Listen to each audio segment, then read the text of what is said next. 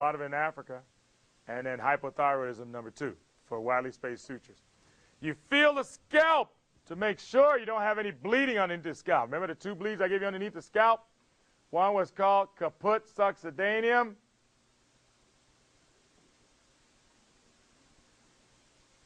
The other one is called a cephalohematoma.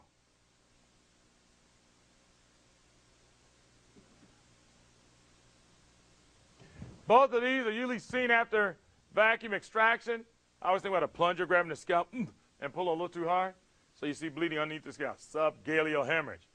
Okay? Caput succedaneum. How do I know you have this, Purnima?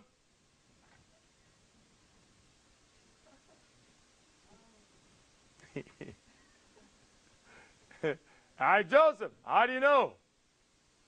Caput succedaneum. How do you differentiate the 2? All right, Frank, you differentiate them.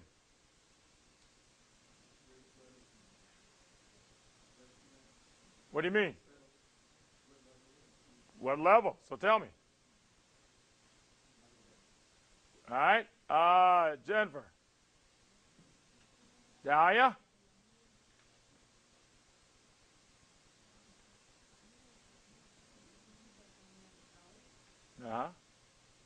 No. Danielle?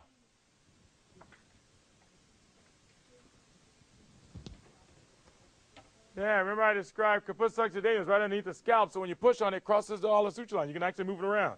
Move it around. That's how you know. It's right underneath the scalp. Cephalohematoma is right underneath the bone, so that's why it cannot cross suture line, because the bones don't ride over each other. Again, they'll describe it. You got to know the diagnosis, but you got to know the little piece of information that separates the 2 of them out, because otherwise they look alike when you look at the head of the baby. All right, so cephalohematoma and caput succedaneum. So that's the head. Then you take a look at the ears, make sure they're sitting across from each other. You know, low set ears are associated with just about every chromosome problem. So that doesn't really, grab me when I see it. Okay? But sometimes you see a saddle nose. So you look at the nose. Saddle nose goes with what disease? Tara?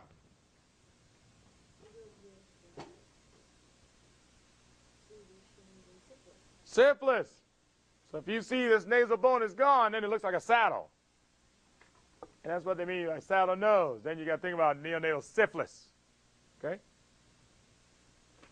Then you take a look at the maxilla, cleft lip and palate.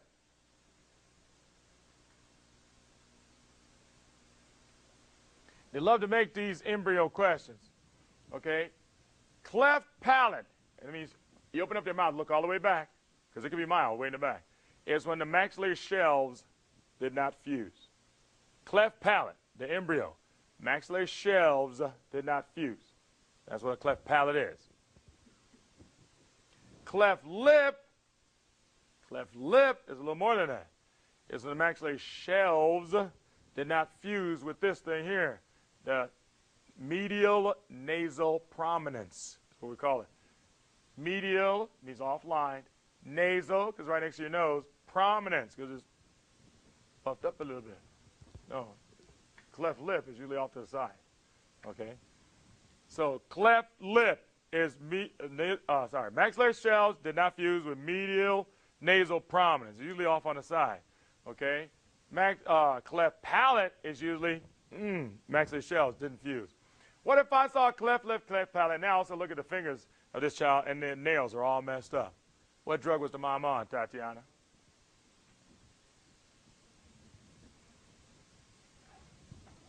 Janice? Jenny? Huh? No. Ferdy? No. Dinah? All right, Sandeep? Mustafa? Okay, Dan, you help me out. Rashmi? Does anybody know? Tim? Nope. Tina? Tara? Phenytoin. Remember I said lift, palate, and nails together. Phenytoin, hydantoin syndrome. Okay? What if I saw a smooth filter, Tony? Fetal alcohol syndrome. Otherwise, remember, did not grow can go with any chromosome problem. So it's those combinations that can be helpful. But cleft lip, cleft palate by themselves are usually just sporadic mutations. Yeah, it's multifactorial. It just happens sporadically. All right, so 2 complications come out of cleft palates and cleft lip. Number 1, feeding difficulties.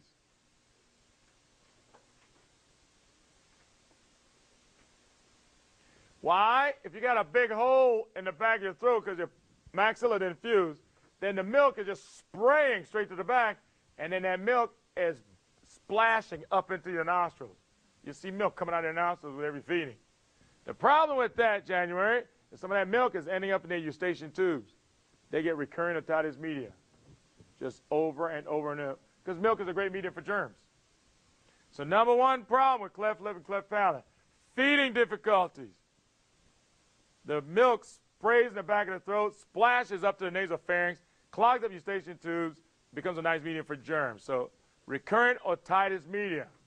And then, of course, the consequence of that is hearing loss. Too many ear infections, you lose your hearing. And that's how to remember the second complication of cleft lip, cleft palate, language problems. If you can't hear,